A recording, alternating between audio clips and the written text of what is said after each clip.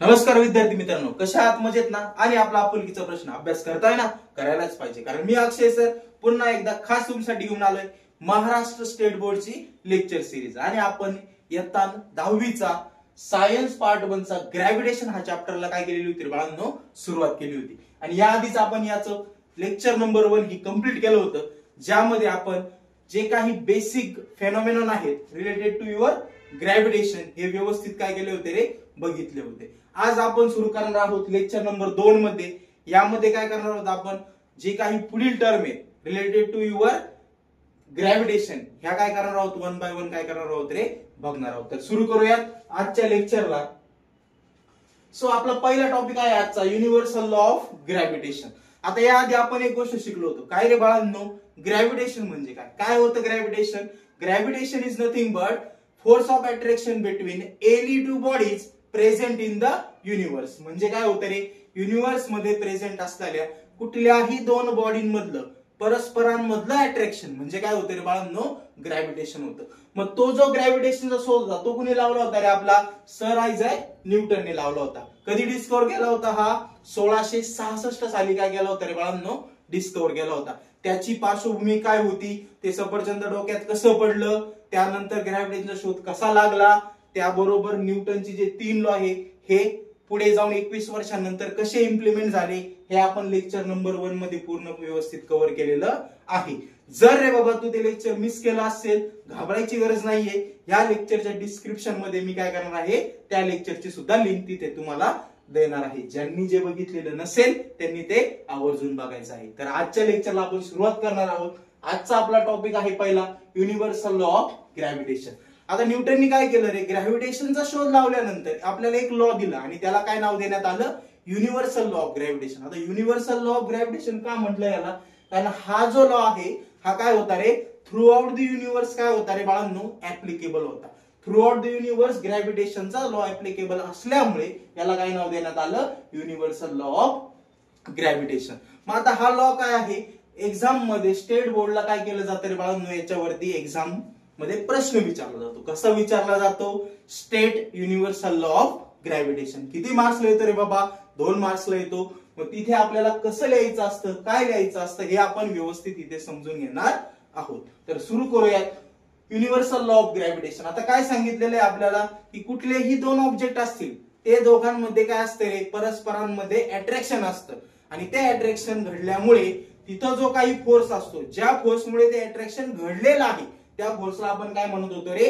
Gravitational force म्हणत होतो. मग तो जो ग्रॅव्हिटेशनल फोर्स असतो ना तो काय असतो? तो असतो तुमचा F. ठीक आहे. मग इथं काय म्हटलंय आपल्याला? Every object in the universe attract every other object with definite force. म्हणजे काय रे? युनिव्हर्स मध्ये कुठल्याही दोन वस्तू असतील त्यांच्यामधलं जे काही फोर्स आहे तो काय करतो रे? त्या फोर्समुळे ते गोष्टी एकमेकाकडे काय होतात रे? अट्रॅक्ट होतात. आणि त्या फोर्सला आपण काय नाव दिलं होतं? Gravitational force. म्हणजेच तो आला तुमचा F इज डायरेक्टली प्रोपोर्शनल. तो काय असतो रे बाळांनो? Directly proportional. कशा सोबत असतो? Product of their masses. ज्या दोन गोष्टी अट्रॅक्ट झालेल्या एकमेकाला त्यांना स्वतःच काय असणार रे बाळांनो? मास असणार आहे. मग त्या दोन गोष्टींच्या मासांचा गुणाकार तो काय असतो? त्या ग्रॅव्हिटेशनल फोर्सला काय असतो रे बाळांनो? डायरेक्टली प्रोपोर्शनल असतो. म्हणून काय म्हणतो आपण? Gravitational force is directly proportional to the product of their masses. म्हणजे आपण काय घेतलं इथं? M1 M2. आपण असं कन्सिडर केलंय की इथं आपल्याकडे दोन प्रकारच्या बॉडी आहेत. त्या बॉडीला काय म्हणणार रे बाळांनो मी? Body number 1. आणि याला काय म्हटलं मी? बॉडी नंबर काय म्हटलंय रे बाळांनो? 2. आता ह्या बॉडीचं जे काही मास असणार आहे त्याला आपण काय म्हणणार आहे बाळांनो? M1. आणि दुसऱ्या बॉडीला जे स्वतःचं काही मास आहे त्याला आपण काय नाव देणार आहोत? M2. आणि ह्या दोन बॉडी मधलं जे काही डिस्टन्स आहे त्या डिस्टन्सला आपण काय म्हटलंय रे बाळांनो? R म्हटलेलं आहे. मग आपला लॉ काय सांगतोय की gravitational force is directly proportional to the कोणाला रे? Product of their masses. म्हणजे दोन बॉडींच्या मासचा काय करायचा आहे? आपल्याला गुणाकार करायचा आहे. And inversely proportional to the square of distance between them. म्हणजेच काय की ग्रॅव्हिटेशनल फोर्स जो आहे तो डायरेक्टली प्रोपोर्शनल आहे. कुणाला आहे रे? जे काही दोन बॉडीज आहे त्यांच्या मासेसला तो कसा आहे, डायरेक्टली प्रोपोर्शनल आहे आणि तो इनव्हर्सली प्रोपोर्शनल सुद्धा आहे. कुणाला आहे रे, की त्या दोन बॉडींमधल्या डिस्टन्सच्या स्क्वेअरला तो काय आहे रे बाळांनो, इनव्हर्सली प्रोपोर्शनल आहे. या लॉला आपण काय म्हणत असतो, युनिव्हर्सल लॉ ऑफ काय रे बाळांनो, ग्रॅव्हिटेशन. आता एक महत्वाची गोष्ट येते इथे, हा जो एफ आहे तो जसा तसा आला. आता हा जो प्रोपोर्शनॅलिटीचा साइन आहे, मी तुम्हाला लास्ट लेक्चर मध्ये पण सांगितलं होतं, जर प्रोपोर्शनॅलिटीचा साइन काढून तिथं जर इज इक्वल टू टाकायचं असेल तर आपल्याला काय करायला लागतं रे, करेक्ट, काय करायला लागतं, कॉन्स्टंटनी त्या पर्टिक्युलर टर्मला काय करायचं असतं रे, मल्टिप्लाय करायचं असतं. मग इथं मी घेतला इज इक्वल टू, आता पुढे काय माझा बाळांनो, m1 m2 जसाच्या तसा डिवायडेड बाय काय झालं बाळांनो, आर स्क्वेअर. आता हा इज इक्वल टू टाकायचा म्हणजे काय करायचंय, दिलेल्या पुढच्या टर्मला कॉन्स्टंटनी मल्टिप्लाय करायचंय. मग पुढच्या टर्म मध्ये जो काही कॉन्स्टंट आहे मल्टिप्लाय करायला तो असतो आपला कॅपिटल जी. मग मी इथं काय करणार आहे रे बाळांनो, कॅपिटल जी ने याला काय करणार आहे, मल्टिप्लाय करणार आहे. आणि तो जो कॅपिटल जी असतो त्याला आपण काय म्हणत असतो, ग्रॅव्हिटेशनल कॉन्स्टंट म्हणत असतो. काय म्हणत असतो रे बाळांनो, याला आपण ग्रॅव्हिटेशनल कॉन्स्टंट, ग्रॅव्हिटेशनल कॉन्स्टंट. आणि हा जो ग्रॅव्हिटेशनल कॉन्स्टंट असतो याची फिक्स व्हॅल्यू असते. का रे बाळांनो, हा कॉन्स्टंट आहे, जर कॉन्स्टंट असेल तर त्याची व्हॅल्यू चेंज होणार आहे का, नाही. याची जी फिक्स व्हॅल्यू असते ती असते आपली 6.67 into 10 to the power -11 newton metre per kg square. Okay, ह्या सगळ्या टर्मला आपण काय म्हणतो रे बाळांनो, आपला युनिव्हर्सल लॉ ऑफ ग्रॅव्हिटेशन. पटकन याचा स्क्रीनशॉट काढून घ्या. आपण काय करूयात, पुढील टॉपिक बघूया.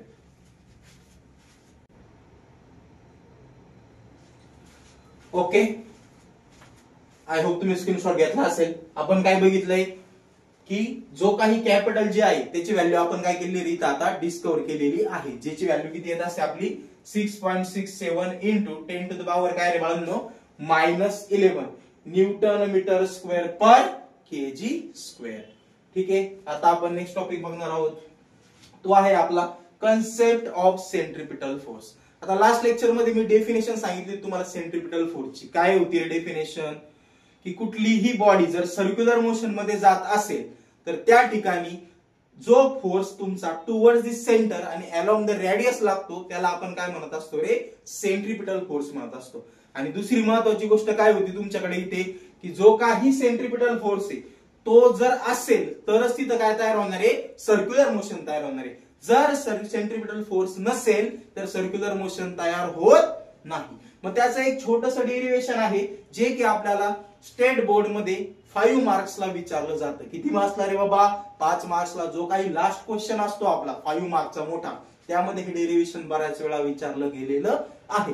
तर मग ते आपण आता व्यवस्थित बघणार आहोत. आता काय प्रश्न विचारला जातो, मग show that centripetal force between planet and sun responsible for circular motion. आता मी आताच सांगितलं, कुठल्याही दोन गोष्टींमध्ये जर सर्क्युलर मोशन तयार करायची असेल तर सगळ्यात महत्वाचा गोष्ट कुठली असते, रिस्पॉन्सिबल, ती कुठली असते रे, सेंट्रिपिटल फोर्स असते. ती काय सांगितलीये, मस्ट बी इनव्हर्सली प्रोपोर्शनल. ती कशी असायला हवी आहे, inversely proportional to the what, square of distance between planet and sun. म्हणजेच काय रे, सेंट्रिपिटल फोर्स कशाने डिनोट करतो आपण, एफ ने. तो काय रे तुमचा, इनव्हर्सली प्रोपोर्शनल टू द, म्हणजे काय येणार आहे, 1 अपॉन कशाला येतो, स्क्वेअर. म्हणजे काय येणार इथं, square, square of distance between planet and sun. आता प्लॅनेट आणि सनचं डिस्टन्स किती घेणार आहे आपण, आर घेणार आहोत. म्हणजे आपल्याला काय प्रूव्ह करायचं आहे इथं, F is inversely proportional to the काय रे बाळांनो, आर स्क्वेअर. हे डेरिव्हेशन आपल्याला काय करायचं आहे, परफॉर्म करायचं आहे. किती मार्क्सला येतंय ते, 5 मार्क्सला येतंय रे बाबा. मग व्यवस्थित लक्ष देऊन बघा, एकदम सोपं आहे. मग आपण काय घेतलंय इथे, आता एक सूर्यबाई घेतलाय आपला, बरोबर आहे की नाही, आणि एक प्लॅनेट घेतलाय म्हणजे पृथ्वीताई घेतलेली. मग आता काय करते, पृथ्वीताई सूर्याभाऊवरती काय करते रे, फिरती. म्हणजेच काय आहे, की planet is revolving around the काय रे बाळांनो, सन. ठीक आहे, आणि ह्या दोघांमधलं जे काही डिस्टन्स आहे त्याला आपण काय कन्सिडर केलं बाळांनो, आर कन्सिडर केलेला आहे. मग आता काय, if a planet is revolving around the sun, म्हणजेच काय, की जो काही प्लॅनेट आहे तो रिव्हॉल्व करतोय. कुणाच्या अराउंड करतोय, रिव्हॉल्व सनच्या अराउंड करतोय रे बाबा. In a circular orbit. कशा पाथ मध्ये करतोय तो? सर्क्युलर मोशन मध्ये करतोय. आणि आपल्याला एक गोष्ट प्रामुख्याने माहिती आहे, कुठली रे बाळांनो, की जर एखादा प्लॅनेट हा जर सन भोवती तुम्हाला रिव्हॉल्व होत असेल तर त्याचा जो काही स्पीड असतो तो स्पीड काय असणार रे बाळांनो? नेहमी युनिफॉर्म सर्क्युलर मोशन असते. ती मोशन कशी असते रे बाळांनो? युनिफॉर्म सर्क्युलर मोशन असते. म्हणजेच पुढे काय म्हटलंय आपण? In a uniform circular motion. म्हणजेच काय की जो काही प्लॅनेट आहे तो सन भोवती रिव्हॉल्व होतोय. कोणत्या मोशन मध्ये होतोय? सर्क्युलर मोशन मध्ये होतोय. आणि त्याचा जो काही स्पीड आहे तो कसा आहे रे? युनिफॉर्म सर्क्युलर मोशन मध्ये. म्हणजे त्याचा स्पीड कसा आहे? कॉन्स्टंट आहे. ठीक आहे. पुढे काय म्हटलंय आपण? Then the centripetal force acting on that particular planet towards the sun. म्हणजे काय की जो काही सेंट्रिपिटल फोर्स तयार होणार आहे, आता तो जर सर्क्युलर मोशन मध्ये फिरतोय म्हणजे तिथं जो फोर्स तयार होणार आहे तो कुठला आहे रे बाळांनो? आपल्याकडे ग्रॅव्हिटेशनल फोर्स. त्याची किंमत किती असते नेहमी? F is equal to mv² upon r. आता हे कुठे बघितलं होतं आपण? लास्ट लेक्चरला बघितलं होतं की सेंट्रिपिटल फोर्सचा जो काही फॉर्म्युला असतो तो काय असतो रे बाळांनो? आपला F is equal to mv² upon काय असतो रे बाळांनो? r असतो. आता पुढे काय म्हटलंय? आता या फॉर्म्युल्यामध्ये कुठल्या कुठल्या गोष्टी आहेत आपल्याकडे? F आहे. F म्हणजे काय रे बाळांनो? तुमच्याकडे सेंट्रिपिटल फोर्स. त्यानंतर m आहे. m म्हणजे काय? तुमचं मास ऑफ दी प्लॅनेट. जो काही प्लॅनेट रिव्हॉल्व करतोय त्याचं जे काही मास आहे त्याला आपण काय कन्सिडर केलेलं बाळांनो? m कन्सिडर केलेलं. त्यानंतर नेक्स्ट कोणता आहे तुमचा? v² म्हणजे v. v काय रे? तुमचा स्पीड आहे. त्या ऑब्जेक्टचा पर्टिक्युलर ऑब्जेक्टचा काय आहे तुमच्याकडे? स्पीड आहे. त्यानंतर जो r आहे, r काय आहे? r is nothing but what? Distance between planet आणि सन. प्लॅनेट आणि सन या दोघांमधलं जे काय डिस्टन्स आहे त्याला तुम्ही काय कन्सिडर केलेलं आहे रे? r कन्सिडर केलेलं आहे. आणि आता महत्वाची गोष्ट काय? तेव्हा जो प्लॅनेट फिरणार आहे, ठीक आहे, तो कसा आहे रे बाळांनो? सर्क्युलर मोशन मध्ये फिरणार आहे. इथे आपल्याला दिसतंय हा प्लॅनेट कसा फिरतोय? सर्क्युलर मोशन मध्ये फिरतोय. ठीक आहे. मग आता हा सर्क्युलर मोशन मध्ये फिरत असताना काय लक्षात येतंय? हा ह्या जर ठिकाणापासून निघाला फिरून परत त्याच ठिकाणी आला म्हणजे त्यांनी काय केलं? त्याचा पिरियड ऑफ रिव्होल्यूशन परफॉर्म केला. काय परफॉर्म केला? Period of revolution. आणि त्याला आपण कशाने डिनोट करतोय रे बाळांनो? टी ने डिनोट करत असतो. मग आपण इथे काय म्हणणार आहे आता? The speed of the planet is express in the term off period of revolution T. म्हणजेच काय? हा इथपासून इथपर्यंत येतोय म्हणजे तो काय परफॉर्म करतोय रे बाळांनो? त्याचं पिरियड ऑफ रिव्होल्यूशन परफॉर्म करतोय. आणि मग जेवढं काही डिस्टन्स तो ट्रॅव्हल करणार आहे, सर्क्युलर मोशन आहे, इथपासून इथपर्यंत आला म्हणजे तो काय परफॉर्म केलं रे? It is travelling along the circumference of a circle. तो कसा फिरतोय? सर्कलच्या सर्कमफरन्स भोवती फिरतोय. मग पुढे काय म्हटलोय आपण? मग त्याला डिस्टन्स ट्रॅव्हल बाय प्लॅनेट. आता मग त्या प्लॅनेटने किती डिस्टन्स ट्रॅव्हल केलं रे बाबा? इथपासून परत इथं आला म्हणजे त्यांनी काय केलंय? काहीतरी डिस्टन्स ट्रॅव्हल केलेलं आहे. मग एकदा फिरून तो परत त्याच जागी आला त्याला आपण म्हणत असतो वन रिव्होल्यूशन. परत दुसऱ्यांदा फिरून परत तिथं आला त्याला आपण काय म्हणणार आहे? To revolution. असं फिरत फिरत तो जर n टाइम फिरला तर आपण त्याला काय म्हणणार आहोत? n रिव्होल्यूशन म्हणणार आहोत. काही अडचण आहे? एकदम सोपं आहे, गडबडायचं काही कारण नाही. r म्हणजे आपल्याला माहिती त्यामधलं काय रे? डिस्टन्स. आणि t म्हणजे काय? त्याला लागणारा वेळ. त्याला आपण काय म्हणत असतो रे? टाइम पिरियड म्हणत असतो. याचा पटकन स्क्रीनशॉट काढून घ्या. आपल्याला डेरिव्हेशन कडे आता वळायचं आहे. ओके. तर आपण काही बेसिक टर्म बघितल्यात. आता काय बघितलंय आपण यामध्ये? सेंट्रिपिटल फोर्स बघितलाय. तो आपल्याला काय घ्यायचा रे बाळांनो? F is equal to mv² upon r घ्यायचा आहे. त्यानंतर इथं जो काही आपला डिस्टन्स येणार आहे ते डिस्टन्स किती घ्यायचंय आपल्याला? 2πr घ्यायचंय. आता 2πr काय घ्यायचंय? कारण इथपासून इथपर्यंत तो आला तर तो किती रिव्होल्यूशन कंप्लीट करतोय? One revolution. तेवढंच त्याचं काय रे? डिस्टन्स आहे. आणि आपल्याला माहितीये हे सर्क्युलर शेप मध्ये फिरत असल्यामुळे सर्कलची पेरिमीटर किती असते रे बाळांनो? 2πr असते. म्हणून आपण जे काही डिस्टन्स असणार आहे आपलं ते किती घेणार आहोत? 2πr घेणार आहोत. आणि त्याचा जो स्पीड आहे त्याला आपण काय म्हटलंय? v. आणि त्यामधलं डिस्टन्स त्याला आपण काय म्हटलेलं बाळांनो? r म्हटलेलं आहे. आता आपल्याला काय करायचंय? डेरिव्हेशनला सुरुवात करायची. सर्वप्रथम आता मी काय करणार आहे? इथे सगळ्यात आधी काय करायचंय रे बाळांनो? आपल्याला माहिती आहे त्या टर्म लिहून घ्यायच्या. कुठल्या रे? F is equal to centripetal force is equal to mv² upon काय रे बाळांनो? r. इक्वेशन नंबर काय म्हटलंय आपल्याला? 1. What it? Centripetal force is equal to mv² upon r. त्यानंतर आपल्याला काढायचं आहे आता स्पीड. ओके. की किती स्पीड ने ते प्लॅनेट काय करतंय रे? रिव्हॉल्व करतंय अराउंड दी सन. मग मी इथं काय म्हणणार आहे, speed v is equal to, आता स्पीडचा फॉर्म्युला काय आपल्याला माहिती, काय रे बाळांनो, डिस्टन्स ट्रॅव्हल डिवायडेड बाय काय रे बाळांनो, टाइम. Got it. आता सगळ्यात महत्वाची गोष्ट, therefore v is equal to distance travel. मी मागाशीच सांगितलं तो प्लॅनेट किती डिस्टन्स ट्रॅव्हल करतोय, 2 पाय r इतकं डिस्टन्स ट्रॅव्हल करतोय. म्हणून मी इथं काय लिहिणार आहे, 2 पाय r डिवायडेड बाय टाइम किती घेतलाय आपण, t. ठीक आहे. मग आता हे झालं तुमचं इक्वेशन नंबर काय रे बाळांनो, सेकंड. आता काय लक्षात येतंय, ह्या v ची किंमत मी कुठे पुट करू शकतो रे बाळांनो, इक्वेशन नंबर 1 मध्ये पुट करू शकतो. का, कारण मला व्हॅल्यू f ची काढायची. ठीक आहे. मग आपण काय म्हणणार आहोत इथे, put value of v in equation 1. आपण काय करूयात, v ची व्हॅल्यू कुठे पुट करूयात रे बाळांनो, इक्वेशन 1 मध्ये काय करूयात, पुट करूयात. मग काय येईल आपल्याकडे आन्सर, देअरफॉर हा f जसाच्या तसा इज इक्वल टू m पण जसाच्या तसा, v च्या ऐवजी काय पुट करायचंय मला, 2 पाय r डिवायडेड बाय काय रे बाळांनो, t. आणि याचा काय येईल माझा स्क्वेअर. ओके. डिवायडेड बाय खालचा तुमचा जो काही r आहे तो जसाच्या तसा. सोपा आहे, काहीच वेगळं केलेलं नाहीये. इथं जी v ची किंमत आहे ती इथं पुट केली आणि त्या v चा काय आहे, स्क्वेअर.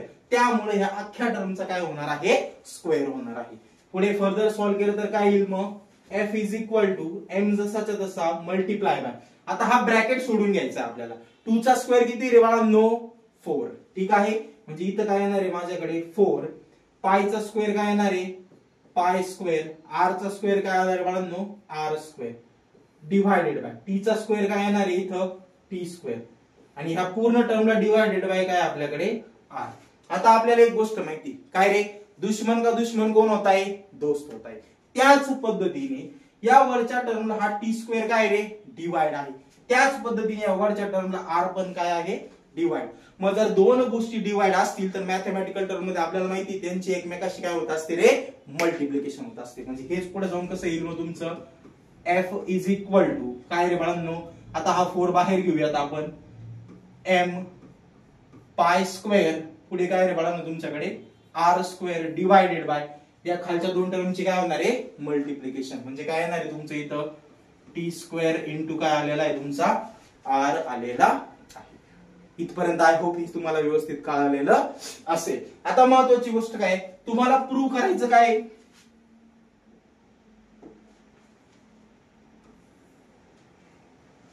आपल्याला प्रूव्ह करायचं आहे f is inversely proportional to the काय रे बाळांनो, आर स्क्वेअर. ठीक आहे.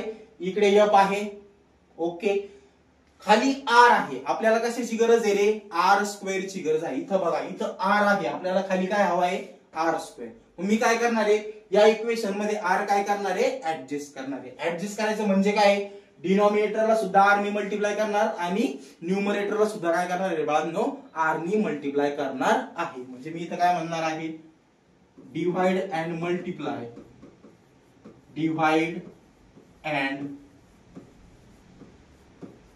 Multiply by R. आर ने काय केलं रे बाळांनो, मी डिवाइड पण केलंय आणि मल्टिप्लाय पण केलंय. मग काय हे इक्वेशन तुमचं f is equal to 4m pi square into, आता r स्क्वेअर हा जसाच्या तसा मल्टिप्लाय बाय काय केलंय परत आता r डिवायडेड बाय खाली काय तुमचा टी स्क्वेअर इंटू आर होता, याला पण मल्टिप्लाय बाय काय करणार आहे आपण, आर करणार आहोत. जसं आपण बोललोय तसं याला डिवाइड पण आर ने केलंय आणि मल्टिप्लाय सुद्धा काय केलेलं आहे, आर ने केलेलं आहे. मग असं केल्यानंतर पुढे काय लक्षात येते तुमचा, f is equal to 4m pi square, आता आर स्क्वेअर आणि आर काय येणार आहे तुमचा इथे रे बाळांनो, R cube. What it, divided by हा टी स्क्वेअर जसाच्या तसा आर इंटू आर काय मिळालाय तुम्हाला, आर स्क्वेअर. आता आपलं पहिलं एम सॅटिस्फाय झालं. काय होतं रे, इकडे f हवाय, f आहे आपल्याकडे, त्यानंतर खाली आर स्क्वेअर पाहिजे होता, इथं काय मिळालेलं आहे तुम्हाला, आर स्क्वेअर मिळालेला आहे. आता केपलरने एक लॉ सांगितला होता आपल्याला, बाय केपलर्स थर्ड लॉ. केपलरचा थर्ड लॉ काय सांगत होता रे आपल्याला, k is equal to T square आपण काय होतं रे बाळांनो, आर क्यूब. ठीक आहे. के इज इक्वल टू काय होतं T square upon R cube. आता जर आपण इथं व्यवस्थित बघितलं तर आपल्याला काय दिसतंय रे, इथं खाली काय रे टी स्क्वेअर आणि वरती काय रे बाळांनो आर क्यूब. येतंय लक्षात. परंतु केपलरने सांगितल्यानुसार वरती टी स्क्वेअर आणि खाली काय रे आर क्यूब. म्हणजे आपल्याला ह्या कीचं काय करावं लागणार आहे, खाली डोकं वर पाय, म्हणजे काय करावं लागणार, याला उलट करायला लागणार. उलट केल्यानंतर काय येणार आहे 1 upon K is equal to, इकडे काय म्हणणार आहे बाळांनो आर क्यूब अपॉन काय आलेलं आहे इथं टी स्क्वेअर. आय होप इथपर्यंत लक्षात आलं असेल. आपण काय करणार आहोत, याला आपण म्हणूयात इक्वेशन नंबर 3. मग इथं काय म्हणणार मी, पुट व्हॅल्यू ऑफ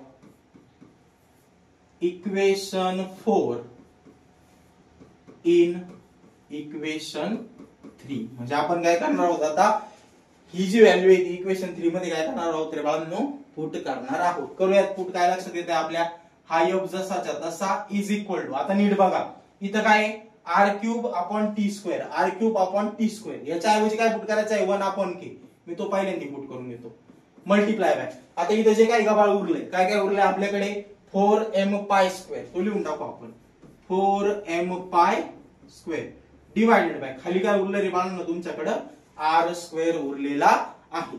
आता महत्वाची गोष्ट काय, इथं एफ आलेला आहे, इथं आर स्क्वेअर आलेला, उरलेलं जे काय गबाळी त्याला आपण काय म्हणू शकतो रे, कॉन्स्टंट म्हणू शकतो. का, के हा कॉन्स्टंट आहे, 4 हा सुद्धा काय आहे कॉन्स्टंट आहे.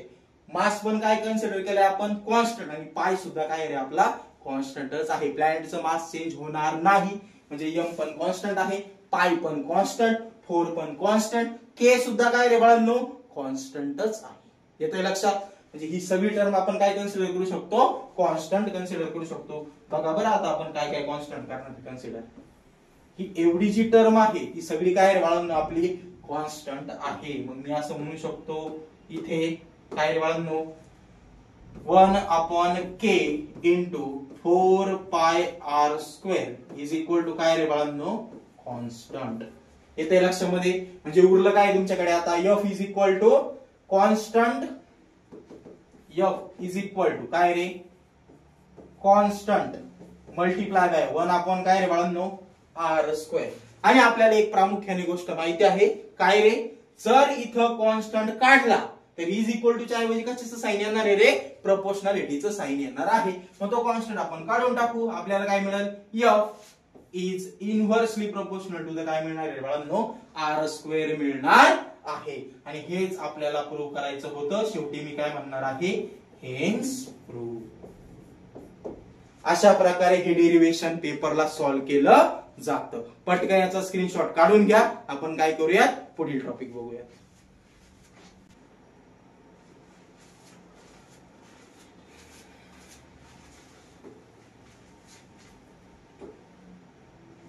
ओके, आता नेक्स्ट टॉपिक आहे आपला अर्थ ग्रॅव्हिटेशनल फोर्स. ठीक आहे, अर्थ ग्रॅव्हिटेशनल फोर्स. आता नेमका अर्थ ग्रॅव्हिटेशनल फोर्स हा कशा प्रकारे ऍक्ट होतो ह्या काही गोष्टी आपल्याला माहित असणं गरजेचे आहे. ज्याप्रमाणे न्यूटन झाडाखाली बसलेला होता आणि ते सफरचंद जेव्हा त्याच्या डोक्यात पडलं, मी तुम्हाला लास्ट लेक्चर मध्ये सांगितलं, त्यावेळेस त्यांनी काय विचार केला आहे की हे सफरचंद व्हर्टिकली डाऊनवर्डच माझ्या डोक्यावरती का पडलं. आलंय लक्षात. ते दुसऱ्याही बाजूला कुठे जाऊ शकत होतं, परंतु ते कसं आलं रे बाळांनो व्हर्टिकली डाऊनवर्डच खाली आलं. मग आता ते कशामुळे, due to the earth gravitational force. Earth मध्ये असणाऱ्या ग्रॅव्हिटेशनल फोर्स मुळे काय झालं होतं रे, ते सफरचंद वरनं कुठं व्हर्टिकली डाऊनवर्डच खाली आलं होतं. आता व्हर्टिकली डाऊनवर्डच काय येतं, जसा न्यूटनला प्रश्न पडला होता तसाच आपल्यालाही पडतो. मग न्यूटनने त्याचं काय दिलेलं आहे आपल्याला आन्सर दिलेलं आहे, ते आपण काय करणार आहोत इथे बघणार आहोत. न्यूटनने काय सांगितलं, the earth attracts every object near it towards itself because of gravitational force. म्हणजे काय, अर्थच्या सराउंडिंग मध्ये ज्या काही गोष्टी आहेत, अर्थ काय करते रे त्याला स्वतःकडे अट्रॅक्ट करून घेतं. कशामुळे, due to the gravitational force. But तो काही ग्रॅव्हिटेशनल फोर्स असतो तो काय कुठे डायरेक्टेड असतो रे, it is directed towards the centre mass of the earth. अर्थला काय असतं रे स्वतःचं सेंटर ऑफ मास असतो. ठीक आहे, प्रत्येक ह्युमन बॉडीला असू द्या, जगातल्या कुठल्याही वस्तूला असू द्या, स्वतःचं काय असतं रे सेंटर ऑफ मास असतं. बरोबर आहे की नाही. आपल्या ह्युमन बॉडीमध्ये सुद्धा काय आहे आपल्याला सेंटर ऑफ मास आहे.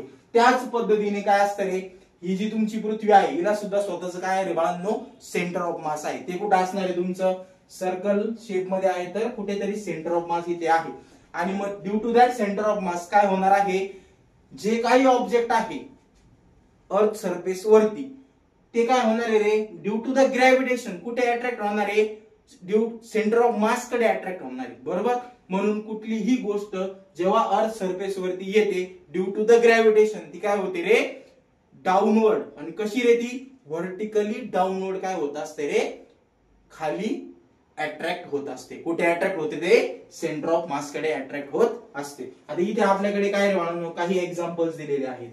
हा मुलगा आहे, हा काय करतोय, फुटबॉल खेळतोय. बरोबर. याने फुटबॉल वरती मारलाय. बरोबर.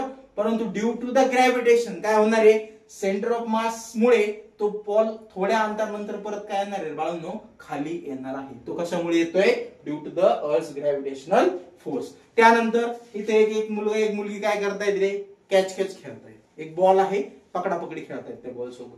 तो बॉल सुद्धा वरती फेकल्यानंतर ठराविक वेळानंतर due to the earth gravitational force तो काय येणार आहे, बॉल परत व्हर्टिकली डाऊनवर्ड खाली येणार आहे.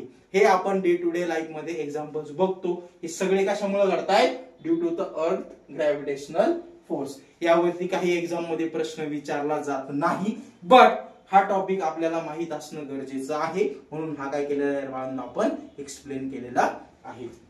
आता नेक्स्ट टॉपिक जो बघायचा आहे आपल्याला तो कुठला आहे रे, अर्थ ग्रॅव्हिटेशनल ऍक्सेलरेशन. आता महत्वाची गोष्ट काय होती रे, Newton second law of motion काय सांगत होता, force is equal to mass into acceleration. म्हणजे काय, ते सफरचंद जेव्हा वरनं खाली आलं होतं त्यावेळेस काय झालं होतं रे, त्या सफरचंदाला स्वतःचं काहीतरी मास होतं. बरोबर. जो काही फोर्स आहे तो इक्वल कुणाला होता, product of mass and acceleration. बरोबर.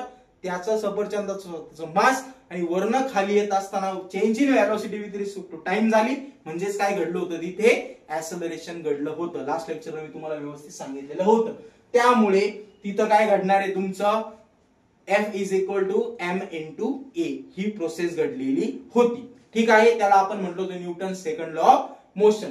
त्याच पद्धतीने जर एखादी गोष्ट ग्रॅव्हिटेशनल फोर्स मुळे खाली येत असेल तर तिथं सुद्धा काय होणार आहे रे बाळांनो, त्याचा जो फोर्स आहे तो इक्वल टू काय असणार आहे तुमचा, त्या पर्टिक्युलर ऑब्जेक्टचं मास आणि खाली येत असताना त्यामध्ये घडणारी change in velocity with respect to काय रे बाळांनो, टाइम. म्हणजे काय असणार आहे, ऍक्सेलरेशन. मग ग्रॅव्हिटेशनल फोर्स घडत असताना जिथे ऍक्सेलरेशन येतं त्याला आपण काय म्हणतो रे बाळांनो, ग्रॅव्हिटेशनल ऍक्सेलरेशन म्हणत असतो. एकदम सोपं आहे. काय डेफिनेशन सांगते, the gravitational force due to the earth on a body result in its acceleration. म्हणजेच काय, ग्रॅव्हिटेशनल फोर्स अर्थ वरती एखाद्या बॉडीवर लागत असेल तिच्यात घडणारं ऍक्सेलरेशन म्हणजे कुठलं ऍक्सेलरेशन बाळांनो, ग्रॅव्हिटेशनल ऍक्सेलरेशन. एकदम सोपं आहे. आता ते जे काही ग्रॅव्हिटेशनल ऍक्सेलरेशन आहे ते डिनोट कशाने करतो आपण, स्मॉल जी ने करतो. कारण कॅपिटल जी काय आपल्याकडे युनिव्हर्सल ग्रॅव्हिटेशनल कॉन्स्टंट आहे आणि स्मॉल जी म्हणजे काय असतं बाळांनो, तुमचा अर्थ ग्रॅव्हिटेशनल ऍक्सेलरेशन असतं. आता महत्वाची गोष्ट काय, it is a vector quantity. का व्हेक्टर क्वांटिटी आहे, तिला स्वतःचं मॅग्निट्यूड आहे. एखादा ऑब्जेक्ट आहे म्हणजे तिला स्वतःच काय बाळांनो, मॅग्निट्यूड आहे. आणि नेहमी ग्रॅव्हिटेशनल फोर्स कसा ऍक्ट होतो, व्हर्टिकली डाऊनवर्ड. म्हणजे तिला स्वतःची डायरेक्शन सुद्धा आहे. मग अशी क्वांटिटी ज्यामध्ये तुम्हाला मॅग्निट्यूड पण आहे आणि ऍक्सेलरेशन पण आहे तिला आपण काय म्हणत असतो रे बाळांनो, व्हेक्टर क्वांटिटी म्हणत असतो. त्यामुळे ग्रॅव्हिटेशनल ऍक्सेलरेशन ही कुठल्या प्रकारची क्वांटिटी आहे, व्हेक्टर क्वांटिटी आहे. त्यानंतर नेक्स्ट काय रे, एसआय युनिट. आता एसआय युनिट जास्त जीचं ते नेहमी लक्षात ठेवायचं. आपल्याला एमसीक्यू मध्ये विचारलं जातं ते तुमचं असतं मीटर पर सेकंड स्क्वेअर. म्हणजे जे काय स्मॉल जी आहे त्याचं जे काही एसआय युनिट आहे ते काय असणार आहे बाळांनो, मीटर पर सेकंड स्क्वेअर. ठीक आहे. आता आपल्याला बघायचंय value of G on the surface of earth. Earth surface वरती जी ची व्हॅल्यू किती असते ती एमसीक्यू साठी लक्षात ठेवायचं. ती व्हॅल्यू असते 9.77 मीटर पर सेकंड स्क्वेअर. किती असते रे बाळांनो, 9.77 मीटर पर सेकंड स्क्वेअर. आता ती कशी आली, एकदम सोपं आहे. आपण काय करूयात, we can calculate the value of g by using Newton's second law of motion. मी मागची सांगितलं कुठला लॉ वापरायचा आहे आपल्याला, सेकंड लॉ ऑफ मोशन. आणि कुणासोबत वापरायचा आहे, Newton's universal law of gravitation. कोणासोबत, Newton's universal law of gravitation. मग सर्वप्रथम मी काय म्हणणार आहे, by Newton's universal law of gravitation. काय सांगतो रे Newton's universal law of gravitation? F is equal to capital G m upon काय रे बाळांनो r स्क्वेअर. आता याच्यामध्ये आपण काय घेणार आहोत? कॅपिटल M म्हणजे काय तुमचा mass of the earth, small m काय मास ऑफ द प्लॅनेट, आणि r काय रे distance between planet distance between earth and that particular object. परत एकदा सांगतो, कॅपिटल G आपला युनिव्हर्सल कॉन्स्टंट, m काय आहे capital M mass of the earth, small m काय रे बाळांनो तुमचा मास ऑफ द ऑब्जेक्ट, बरोबर आहे की नाही, आणि r काय तुमचा distance between earth and object. ठीक आहे, ओके. आता इथं काय वापरायचं आहे मला? Bye using Newton's second law of motion. Newton second law of motion काय सांगतो तुम्हाला? F इज इक्वल टू काय रे बाळांनो m इंटू g. आता F is equal to m into a असतो. a म्हणजेच ऍक्सेलरेशन. ते ग्रॅव्हिटी मध्ये गेलं तर त्याला काय म्हणणार आपण? Gravitational acceleration. म्हणून ह्या चॅप्टर मध्ये जिथे जिथे a दिसेल तिथे आपल्याला काय पुट करायचं आहे बाळांनो? स्मॉल g पुट करायचा आहे.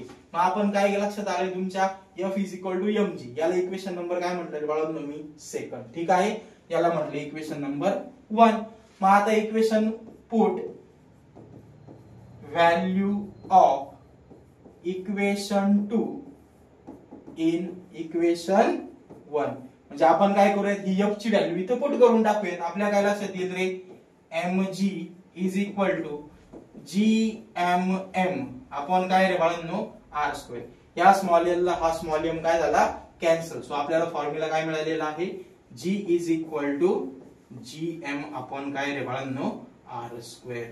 हा झाला तुमचा फॉर्म्युला टू कॅल्क्युलेट अर्थ ग्रॅव्हिटेशनल ऍक्सेलरेशन. पटकन याचाही स्क्रीनशॉट काढून घ्या. आपण पुढील टॉपिक बघूया.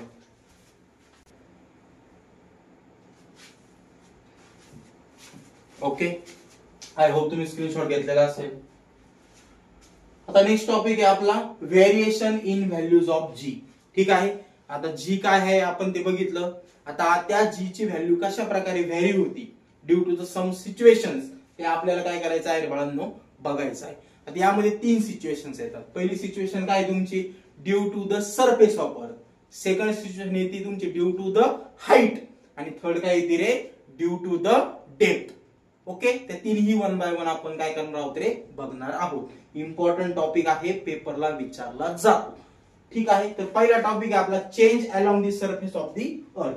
म्हणजे अर्थच्या सरफेस नुसार जी ची व्हॅल्यू कशी प्रकारे व्हॅरी होते हे आपल्याला माहित असणं गरजेचं आहे. त्याआधी काही बेसिक गोष्टी लक्षात घ्या. आपण आताच बघितलं small g is equal to काय फॉर्म्युला आपल्याकडे? कॅपिटल G कॅपिटल M आपण काय रे बाळांनो r स्क्वेअर. आता हा जर g मी काढला तर इथं काय होईल? इज इक्वल टू च्या ऐवजी कशाचं ऑप्शन येणार आहे? तुमचं प्रोपोर्शनॅलिटीचं साइन येणार आहे. म्हणजेच काय रे बाळांनो? g is directly proportional to the mass आणि इनव्हर्सली प्रोपोर्शनल टू द काय येणार आहे रे? r square. याचा अर्थ काय लक्षात येतोय? जर g ची किंमत वाढली तर m ची पण किंमत काय होणार आहे? वाढणार आहे. इकडे लिहितो वाटलंच तर मी.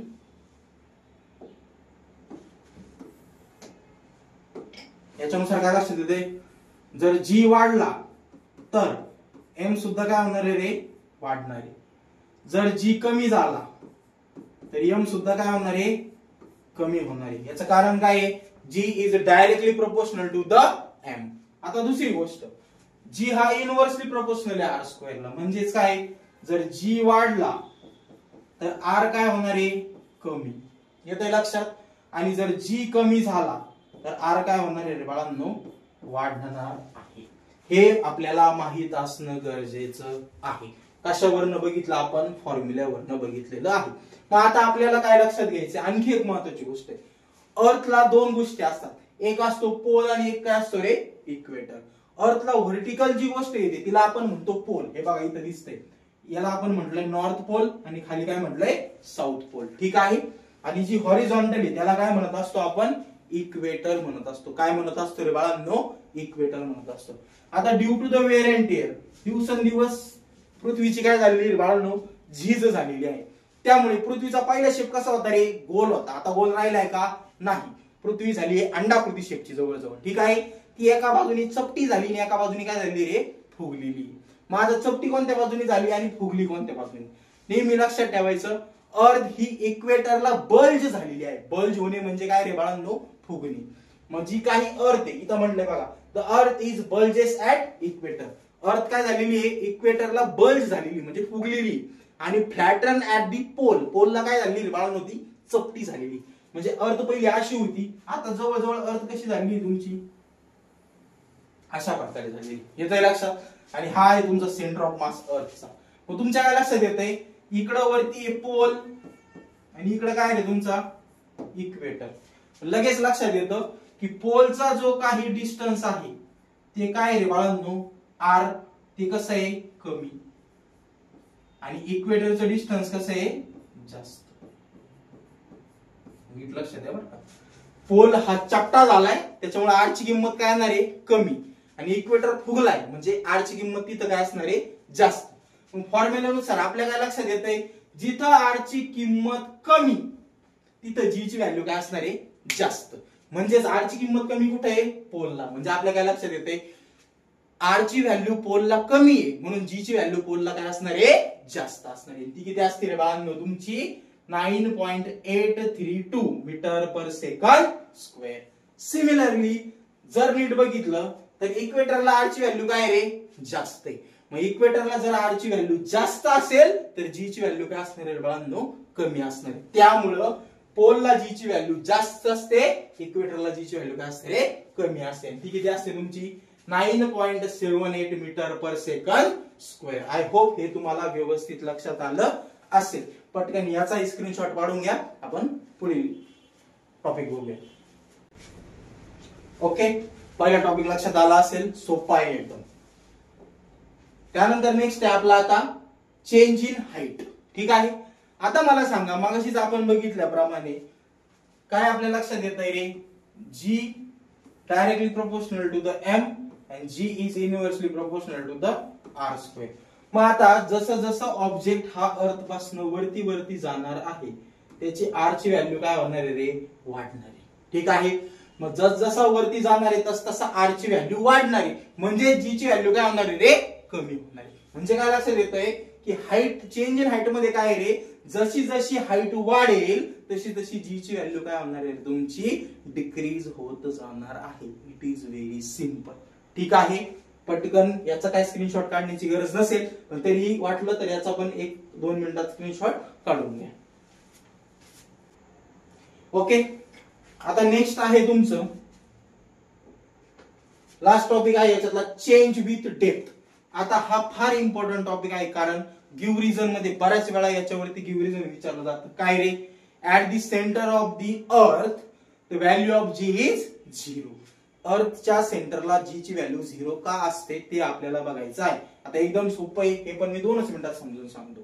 काय रे, सपोज तुम्ही इथे अर्थ वरती, ठीक आहे, या कंडिशन मध्ये तुमच्या काय लक्षात येतंय की जो या आधी मागाचीच आपले 2 गोष्टी लक्षात घ्यायच्या. G is directly proportional to the M, g is inversely proportional to the R square. ठीक आहे, मग आता ज्या वेळेस तुम्ही पृथ्वीच्या वरती उभे आहात त्यावेळेस तिचं मास काय रे तुमच्यासाठी जास्त आहे. पण जसं तुम्ही डेप्थ मध्ये जाल म्हणजे कसं आहे रे, पृथ्वीच्या आत घुसाल म्हणजे आता हा घुसून इथपर्यंत पोहोचलाय म्हणजे काय झालंय, पृथ्वीचा मास त्याच्यासाठी काय झालेलं आहे रे बाळांनो, कमी झालेला आहे. ठीक आहे, परत तो आतमध्ये गेला डेप्थ मध्ये म्हणजे इथपर्यंत गेला. आता याला परत पृथ्वीचा मास काय झालेला आहे, आणखी कमी झालेला आहे.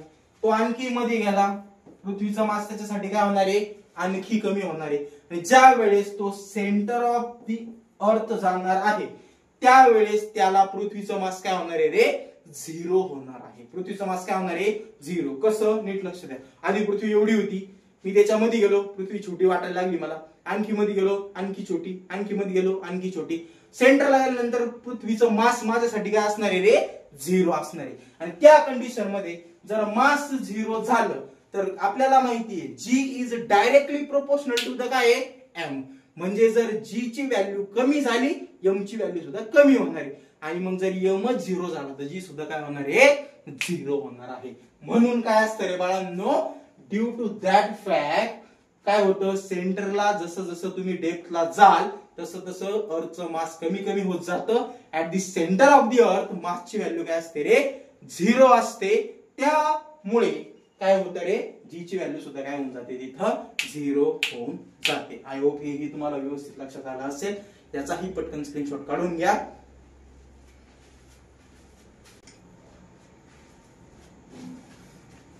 ओके, सो अशा प्रकारे आपण लेक्चर नंबर 2 हे व्यवस्थित कंप्लीट केलेलं आहे. लेक्चर नंबर 2 मध्ये जे काही इम्पॉर्टंट टॉपिक्स होते, युनिव्हर्सल लॉ ऑफ ग्रॅव्हिटेशन असेल, त्यानंतर तुमचा सेकंड टॉपिक जो होता तो कुठला होता रे, सेंट्रिपिटल फोर्सचं डेरिव्हेशन असेल, त्याच्यानंतर अर्थ ग्रॅव्हिटेशनल ऍक्सेलरेशन असेल, अर्थ ग्रॅव्हिटेशन असेल, किंवा लास्टला काय बघितलंय तुम्ही, चेंज किंवा variation in the value of G. हे सर्व टॉपिक आपण व्यवस्थित कन्सिडर केलेले आहे किंवा परफॉर्म करून तुम्हाला मी इथं शिकवलेले आहेत. नेक्स्ट लेक्चर मध्ये आपण काय करणार आहोत, आता याचे उर्वरित पार्ट जो आहे तो काय करणार आहोत रे बाळांनो, कव्हर करणार आहोत.